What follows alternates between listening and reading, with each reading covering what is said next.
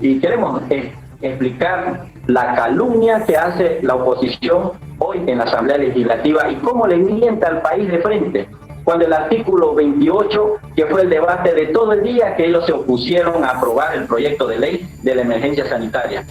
Yo quiero aclarar que la derecha, los diputados de la derecha mienten, porque el artículo 28 habla de la contratación específica.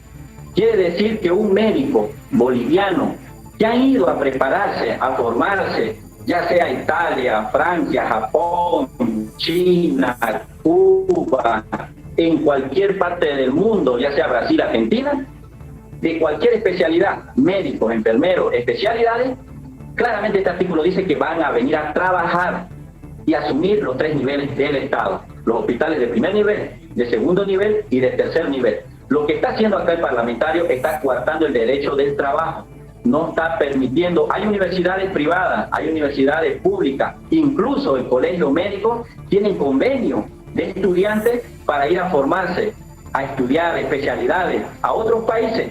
Y este artículo 28 específicamente es para contratar a esos médicos que se han ido a formar fuera del país. A nosotros nos preocupa cómo malinterpretan, malinforman al pueblo boliviano el artículo 28. En ningún momento, ustedes están viendo el parlamentario, no quiero repetir el artículo 28, están mintiendo al país. En ningún momento dice el artículo 28 que cubanos, venezolanos van a venir al país. Esa es una gran calumnia y de frente están mintiendo al país. Realmente nosotros estamos muy preocupados porque esta ley realmente ha sido más política que técnica, hay que decirlo claro. No se ha convocado a los sectores que deberían haber enriquecido. Yo creo que hay unos problemas de interpretación en esta ley. Ya hay artículos que son muy cuestionados, no voy a negarlo. El artículo 28, más allá del tema que se está debatiendo del ingreso no de médicos extranjeros, hay un punto que a mí más me preocupa, donde dice que se puede contratar a estudiantes de medicina. ¿Qué significa eso? Que un estudiante pueda tener pacientes. Cuando uno ejerce la profesión médica o cualquier profesión, hay una responsabilidad legal cuando uno hace un trabajo o ejerce su profesión. Imagínense que le toque, por desgracia, a uno de ustedes un estudiante de segundo año de medicina. Yo lo digo por experiencia. Yo hasta mi internado, que era el 6º año, ni siquiera sabía cómo manipular una jeringa. Imagínense que le dosifique mal. Yo le doy el ejemplo de la penicilina benzatínica. La penicilina benzatínica jamás, pero jamás se utiliza por medicación endovenosa, poner directamente por suero. ¿Qué tal si se le pasa a ese estudiante eso? Y bueno, en vez de ponerle intramuscular, que es por la nala normalmente, le pone por la vena y le causa la muerte, ¿no? Entonces son detalles técnicos que uno tiene que ver y analizar y preocuparse más allá del problema de las contrataciones, las negligencias médicas que pueda venir de eso. Yo creo que debe haber un espacio de diálogo con todos los sectores de salud de la sociedad científica, todos los médicos que hay en Bolivia, para que se pueda sentar, ahora ya que se va a ir a la fase del Senado, y decir, bueno, estas son nuestras observaciones, buscar una solución con el diálogo, porque realmente a la larga quien se va a perjudicar si esto sigue va a ser el gobierno, porque va a morir un familiar suyo, van a decir qué ha pasado, va a ver la prensa, va a decir cómo ha pasado esto. Entonces realmente la responsabilidad penal, la médico-legal, es muy fuerte, ¿no? El derecho también a protestar es una vulneración a los derechos constitucionales que tenemos como médicos todos nosotros. Entonces hay artículos realmente que sí tienen que ser observados y modificados sin duda. Hay artículos que involucran también la vacunación, eso sin duda están bien, digamos.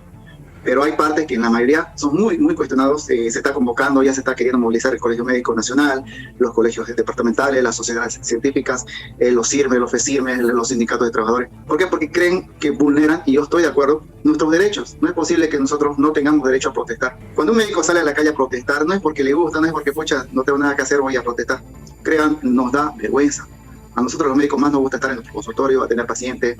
Eso es lo que nos gusta. Nosotros no tenemos una formación de ese tipo, pongámosle sindical. Hoy hemos rechazado categóricamente esta ley porque es una ley que aprovecha una emergencia sanitaria en la que nos encontramos los bolivianos. Es una ley que aprovecha el sufrimiento de los bolivianos para hacer, entre otras, 3 cosas terribles.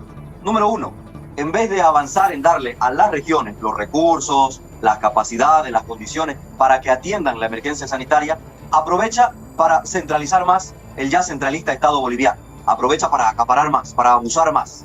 Porque, y cito la ley en concreto, porque lo que hace es, en cierto modo, acaparar las competencias. El artículo 22 sobre excepcionalidad en el ejercicio de competencias faculta al gobierno central a asumir competencias en materia de salud que son propias del gobierno municipal, del gobierno departamental, de las entidades territoriales autónomas. Es decir, en un momento de emergencia, lo que hace es convertir al Estado centralista en más centralista aún, violando la constitución política del Estado, violando las autonomías, las cartas en esta materia, la ley Andrés Ibáñez, las cartas orgánicas, decía la ley Andrés Ibáñez. Es decir, el centralismo es un cáncer que tenemos en el país y el gobierno centralista del presidente Arce quiere aprovechar esta emergencia para ser aún más centralista, como si no hubiéramos tenido ya suficiente de centralismo. Una cosa que la hemos denunciado con categoría y rigor. Una segunda cosa que hace es abrir la posibilidad de contratación a médicos o a personal de salud extranjeros, porque eso es lo que hace. Aquí no importa la retórica, aquí importa lo que dice el proyecto de ley.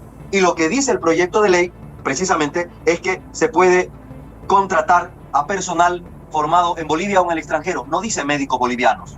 Si hubieran querido asegurar que solo se contraten médicos bolivianos, lo hubieran puesto en esta ley y no cambian ni una coma, pese a las propuestas que hacemos como oposición. Artículo 28, contratación de personal. Leo rapidito. El Ministerio de Salud y Deporte, en el marco de la declaratoria de la emergencia sanitaria, podrá simplificar los requisitos y procedimientos para la contratación de personal médico, de enfermería y técnicos de salud, quedando habilitados para contratar profesionales médicos, y escuche bien, que hubieran concluido sus estudios en Bolivia o en el extranjero, estudiantes de medicina y médicos jubilados. ¿Cuál es el problema aquí? Que abre la puerta para que se contrate personal de salud extranjero no nacido en Bolivia. Mire lo que le están diciendo a los médicos bolivianos, al personal de salud boliviana, enfermeras, personal técnico, administrativo, que a pesar de que se están jugando la vida, que están arriesgando la vida, que se están enfermando y que están muriendo, aún así el Estado boliviano está dispuesto a darles la espalda y a contratar personal de salud extranjero.